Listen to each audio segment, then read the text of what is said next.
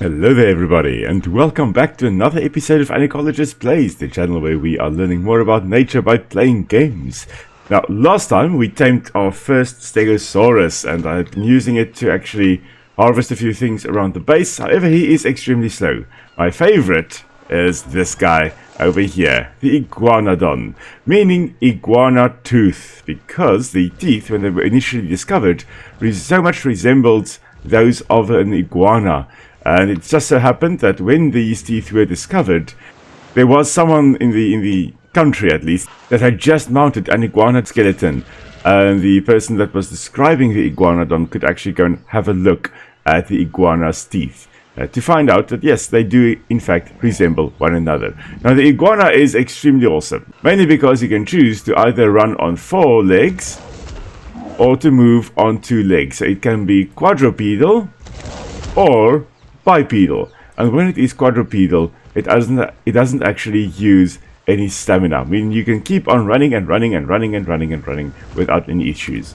Additionally, they are quite good at harvesting a few things, and one thing they can of course do would be to harvest berries, harvest some wood. Not very good at it, more thatch than wood, but they can go about punching things with their fists. And with that, one must of course have a look at their thumbs, because that's a characteristic of the Iguanodon. Now, initially believed to be something like a horn that sits on top of the Iguanodon's head, there are these 2 thumb spikes, which are very, very interesting. Now, they actually have, in the game here, quite long second, third, and fourth digits. They would probably have been a little bit fatter.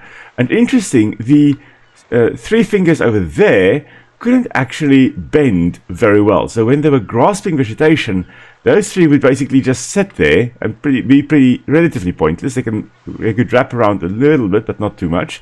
But this smaller one on the right-hand side basically functioned like a thumb. But imagine your pinky could work like a thumb and actually hold the vegetation that you want to eat. And of course, these were vegetarians. They were herbivores. They were eating all kinds of plant matter. And the thumb spike there was probably a defense mechanism. A mechanism used to defend against predators that tried to attack them. So these guys were not completely defenseless. And there have been some tests done that did record that, yes, when these guys actually poke stuff, or were to poke stuff with the thumb spikes like this, they probably wouldn't have put a lot of strain on the hand structure. So they were probably able to withstand force like that quite well. But they haven't done proper tests to see whether when they scrape it against something, whether they can withstand stress, but you know, probably could. If they could use it as a thumb spike to spike stuff with, then surely you could also use it to scrape stuff without any problems. Now, one thing one must also, of course, talk about would be the beaks or the mouths of these different animals. And of course, we've got Iguanodon over here with a nice little keratinized sheath, so a bit of a bill over there, relatively thin. That is because they most likely would have been a bit more of a selective browser based on the beak structure over here. I wanted to check something. Does this thing... Oh! That's how I get my Ichthyosaurus off, by pressing R while mounted. Is that the case? Oh my word. I just learned a new key. Okay. Wonderful. Okay. Very difficult to see, but it seems that in the game there is a bit of a cheek with this animal. It's unsure whether they had or hadn't. It most likely wouldn't have been a fleshy cheek like we as humans have. But it most likely would have been a bit of skin stretched over right about there between the top and bottom jaw. But not very fleshy cheeks like we as humans have. Now, interesting, the beak over here of Iguanodon, in the game at least, a little bit wider than that of Stegosaurus over here. Stegosaurus, having quite thin beak, most likely would have been a bit more of a selective feeder, and being quite close to the ground, they would have fed on things like ferns and cycads and things like that were quite close to the ground itself. The Iguanodon over here most likely would have eaten leaves and fruits of a little bit taller, especially since they could be bipedal. They could quite easily stand up like this and then actually feed on things that's up on the top there. a little bit higher up. As I was saying, they can be both quadrupedal on 4 legs or bipedal on 2 legs, depending on what was needed. And the first reconstructions of these things were quite squat beasts, because, yeah, we didn't have our understanding of what dinosaurs looked like back in the day. And there's the Crystal Palace example as well, of where they reconstructed Iguanodon really as a massive squat beast, not this more slender type of animal. The neck over here is a little bit thin. It should be a little bit thicker. Overall, relatively good proportions. I'm not an expert on the structure of the animals here, but there is an amazing series of dinosaurs, well, Your Dinosaurs Are Wrong, which really points out what these animals should have looked like. And then, of course, we get to Pachycephalosaurus over here as well, with a characteristic dome head. We'll talk a little bit more about it another time, but for now, do notice that it has a relatively wide beak in the game here. It should actually be thinner. But what I do find interesting is that they do have the keratinized beak over here, so the hard sheath at the front there, but also in the game we can see that they are showing teeth.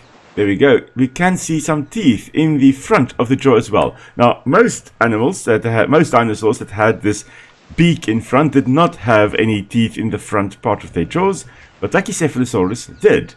So that's a weird little interesting thing that they actually included. If we look at the Iguanodon, they shouldn't have, and it does not look like they have got any teeth in the front there, so that's great. Kudos for them. And that brings us then to our Ankylosaurus. Now, I can talk hours and hours about Ankylosaurus and why this one probably isn't an Ankylosaurus, but what I want to look at is the front of the head. This one should actually be broader. They have more of a shovel-shaped, wider mouth, or should they had. But that is because they were more of a generalist feeder. They were not as concentrate feeder. They weren't selective as much in what they were eating. They were kind of just shoveling everything into their mouths. So basically, in essence, what I'm trying to say here is that these 4 herbivores, all 4 plant eaters, feeding on different things, though they did not occur at the same time in the same area, if you were to plop them together, as we have in the arc over here, if we were to plop them together in the same area, they would not be competing with one another as much. Because Stegosaurus over here would be selectively feeding on things close to the ground. The Iguanodon over here would be semi-selectively feeding on material higher up along the trees, so larger shrubs and fruits and stuff like that. And Ankylosaurus over here would be shoveling things very close to the ground. They really couldn't rise up against the trees to grab things there. And they were basically just eating anything they possibly could. And Pachycephalosaurus here also being a bit more of a selective feeder, relatively close to the ground. About the same as the Stegosaurus, but they were probably going for more selective feeding because they had a smaller body than Stegosaurus, and as a result would have had a faster metabolism than our Stegosaurus over here, which means that they needed more nutritional food in order to stay alive. So they probably would have focused on more nutritional bits to eat than the Stegosaurus. So yeah, just a bit of an interesting chat on the structure of, well, beaks in this case, or mouths in herbivores, and how they would have fed on different things. Now, let us actually take Flame Crest over here and head out. Because if we look at our inventory here, we have got regular kibble. And oh my word, has it taken me ages to figure out how to do kibble, or how to make kibble. But I have finally figured it out. We have our industrial cooker, which we can now also use. That is in the base. I did run past it there for a split second. But we now have that, which means that we can finally do a lot of kibble at a time. And we are going to need that for the things that we are going to tame, just to get a better level. Because unfortunately, the creature that we are going to try to tame now, it really is a poor level, a really low level. And we do at least want a relatively good level. So we're going to try and hopefully get it tamed out at a higher level with the use of kibble. Not sure how well that's going to work, but we're going to try. Now, the creature we are looking for should be right over here in the water. We had seen him last time. And we are now going to try to get him. We just first need to see where he is. Of course, the day that I come to look for him, I cannot find him. It could, of course, be that the creature I am looking for isn't here anymore. He may have died. Which would be unfortunate. However, I do know where there is a second one. So maybe we can tame that one out as well. There is something else that I do also want. And I did see it again here a moment ago. And that is, I want a bee. Now, the only way to get is to actually destroy these beehives. Whether there is a queen in here, I do not know. Nope, does not look like it. Unfortunately, no bees there. Which means we'll need to go and find another beehive. Oh, beehive. And it seems we are out of luck in terms of the baryonyx, because that is what I wanted to try and tame here. Now, in this area, there had also constantly been a baryonyx. Every time I fly past here, there is a baryonyx here, or every time I run past here, there's a baryonyx here. And now, there isn't a baryonyx here. Of course. Okay, it does mean that we will probably need to go and get a baryonyx elsewhere. For now, though, I am then still going to just go out looking for beehives. I know there are quite a lot there by the redwoods. I'm probably going to head there now.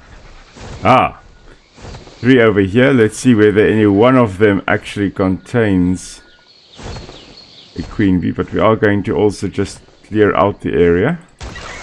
Seems nothing in that one. Nothing in that one. Okay, so it seems that today I am so out of luck. It's not even funny. So I probably bashed about 80 of the beehives and no bees whatsoever. So if you have a hint as to what one should look for, whether there is a visual clue between the hives that do contain bees and those that don't, please do drop it down in the comments, or how you go about finding honeybee or the giant bee queens for your beehives. Because yeah, I tried and I haven't been able to find one that actually has a queen bee in it. In my game with my wife, we have actually been able to make the beehive because we had actually obtained the queen bee, but to date in this game I have not been able to. But I want to tame something today, so let's go and have a look here. See if we can find the creature I had seen here previously or earlier. There it is. It's swimming around there. It's Castoroides, the beaver. That is what we are after. Okay, I have managed to catch her. Yay! Now just to get her to the trap safely.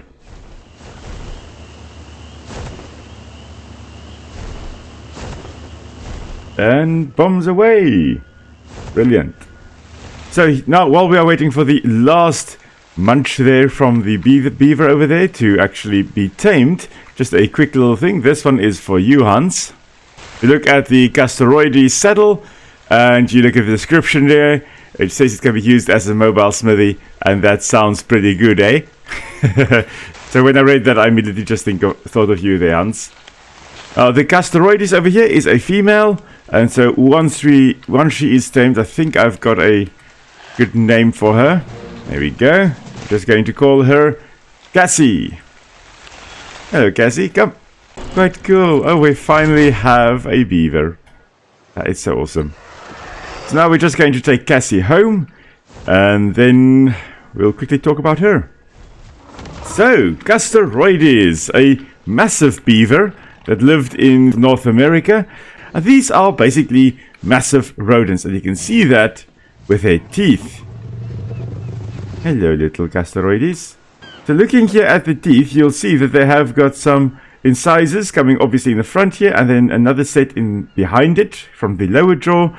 And these two pairs of teeth are basically self-sharpening chisels. because as they open and close their mouths, they scrape against one another, basically making it very nice and sharp. Which is why if a rat or a mouse, or in this case a beaver, bites you, it is tremendously painful. Now, interesting is that it's not believed that the Castoroides over here were actually dam builders, like with the current day European and American beaver. And it seems that the changing climate eventually caused their demise, as the wooded areas that they were dependent on actually started disappearing, giving way to more open grassland type of environments, and as a result they did not survive. Would have been amazing to see one of these though, oh my word. Now, next time I will be hopping around or jumping around or swimming around on this little guy, and we are going to, of course, go and look and see if we can find a baryonyx and giant bees. So if you've got any tips on how to find the giant bees, because I've been breaking apart all the beehives I could possibly find without any luck. If you have a way of recognizing which beehive actually does contain a queen bee or doesn't, please do drop it down in the comments, and then I will go and see if I can find some of those. And that means we'll have a beehive, hopefully then, next time around. So thank you for tuning in and joining us on this little adventure. I hope you learned something as well. And then, of course, until next time, everybody, stay safe. I will see you all soon. Bye.